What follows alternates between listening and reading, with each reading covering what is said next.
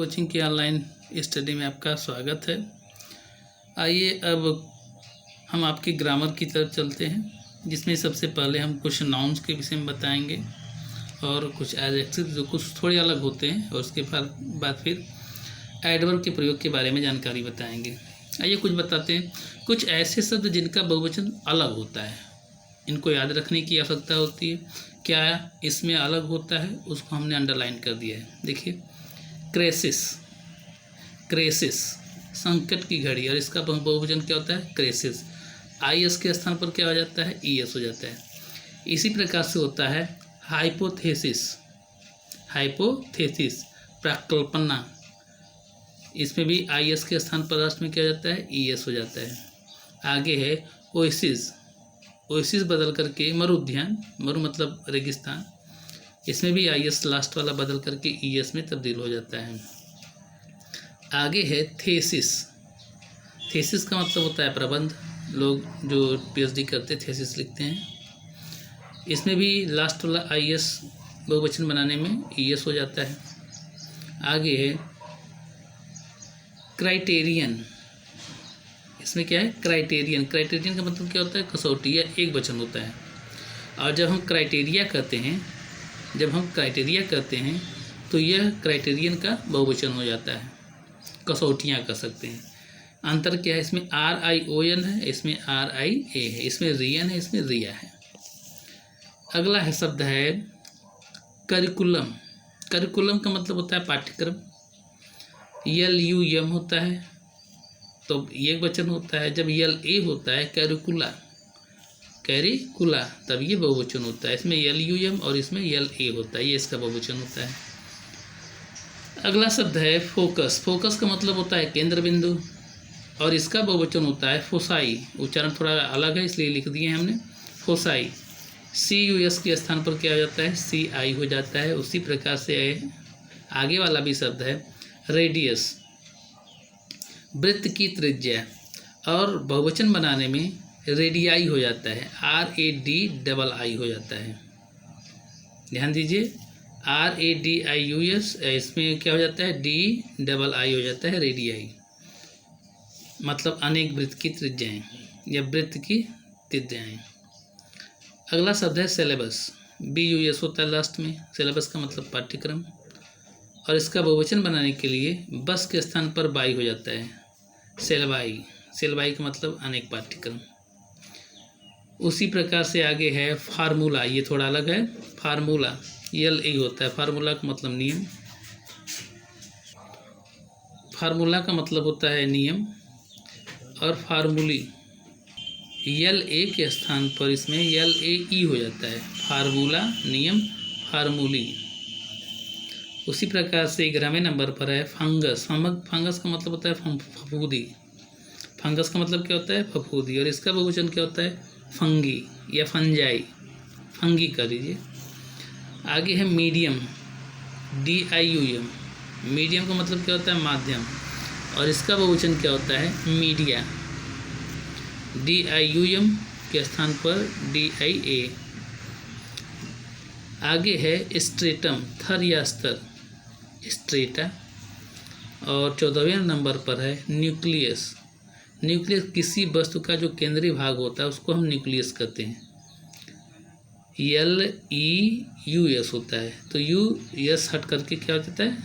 I हो जाता है, न्यूक्लियाई हो जाता है। NUCLEI, अस के स्थान पर क्या हो जाता है? I हो जाता है। अक्सर देखिए सिलेबस, अस के स्थान पर क्या हो गया? I। रेडियस SS के स्थान पर क्या हो गया? I। US के स्थान पर क्या हो गया? I। इस प्रकार से आप कुछ ध्यान लगा करके इनको आप देख सकते हैं।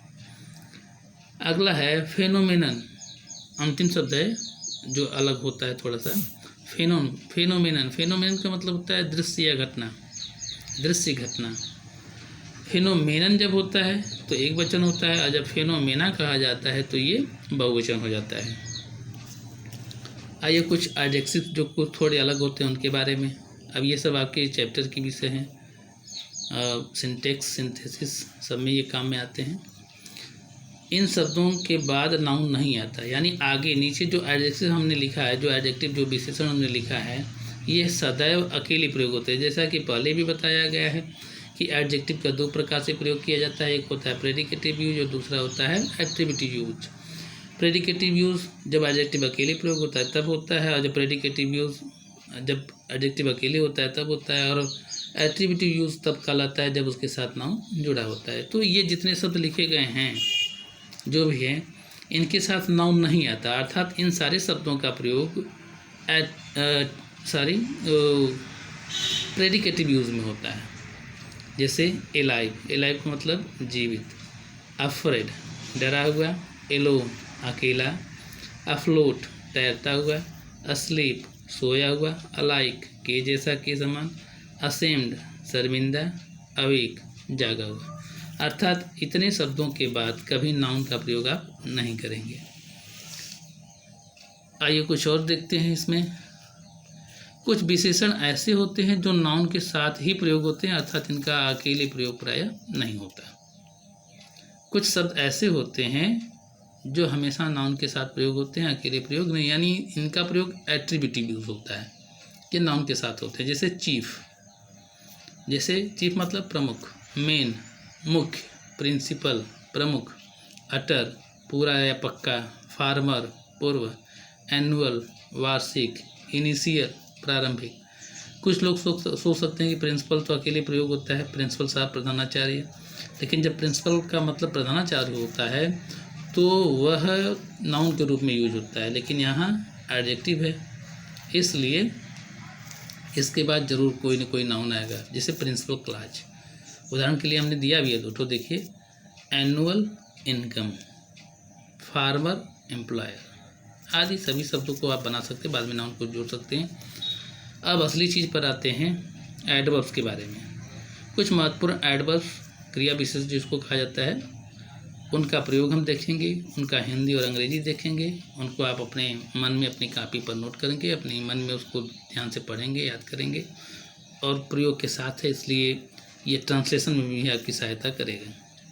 अब जैसे आफ्टर वर्ड्स है, आफ्टर वर्ड्स का प्रयोग कभी बाद अर्थ आता है, कभी बाद में अर्थ आता है, हमने उसको अंडरलाइन कर दिया है।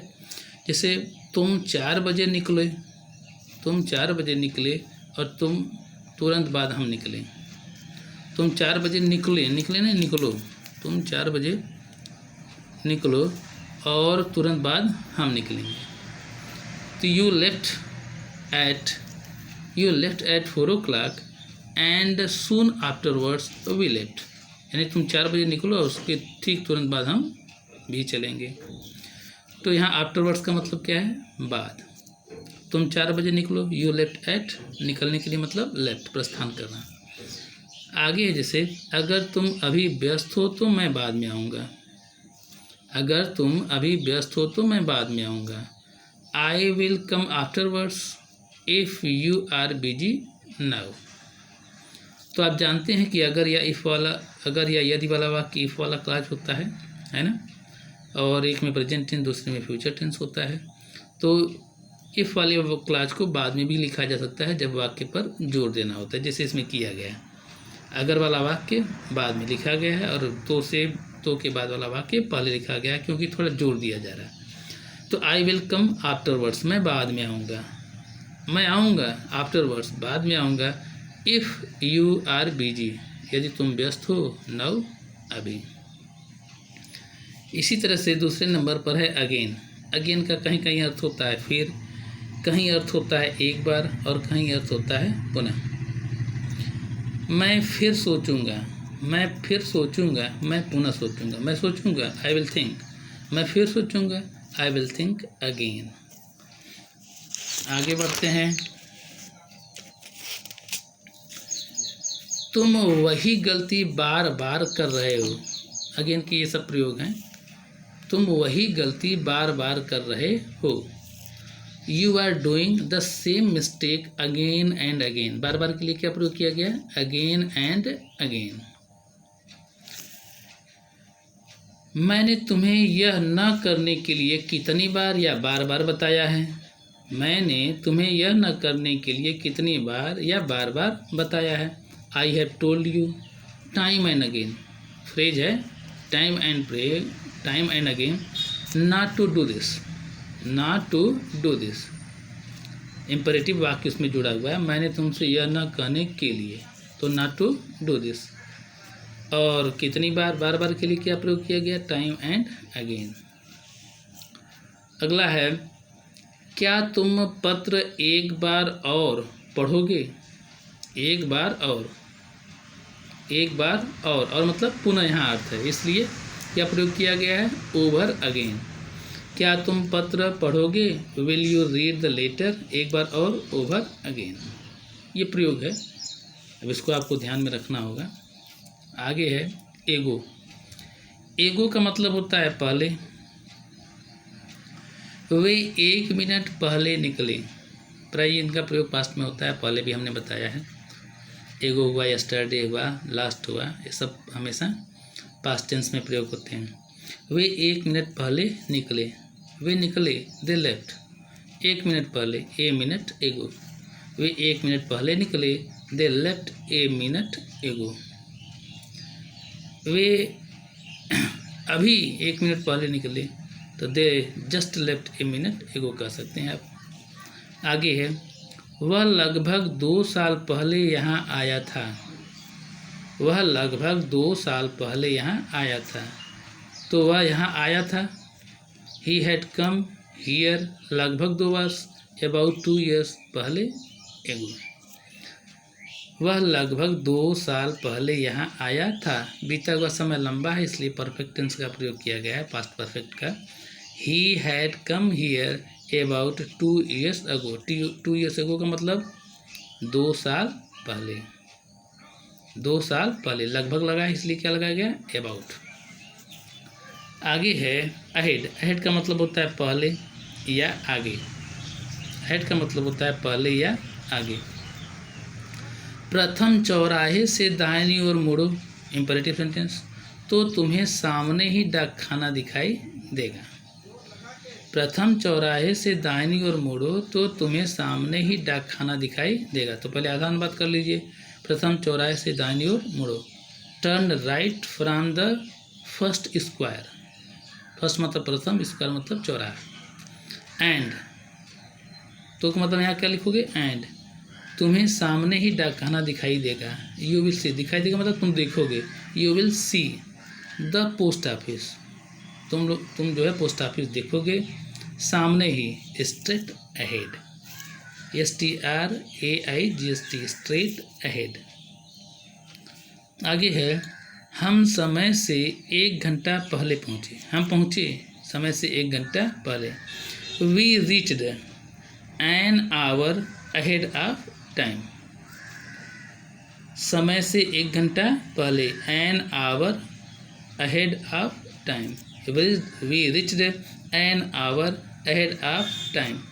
हम समय से 1 घंटा पहले पहुँचे। तो इस प्रकार से अहेड का प्रयोग इसमें किया गया है। एक आध और है, उसको भी देख लीजिए, फिर कल पढ़ाएंगे। तुम आगे चलो, हम आधे घंटे में निकलते हैं। तुम आगे चलो, हम आधे घंटे में निकलते हैं। यू गो ऑन अहेड, आगे चलो। ऑफ अस, हम लोगों से आगे चलो। We will leave in half an hour, हम प्रस्थान करेंगे, हम छोड़ेंगे आधे घंटे में। तुम आगे चलो, तुम हमसे आगे चलो। You go on ahead of us, हम आधे घंटे में निकलते हैं, मतलब हम आधे घंटे में निकलेंगे। We will leave in half an hour. इस प्रकार से आज के लिए बस इतना है, फिर कल। धन्यवाद।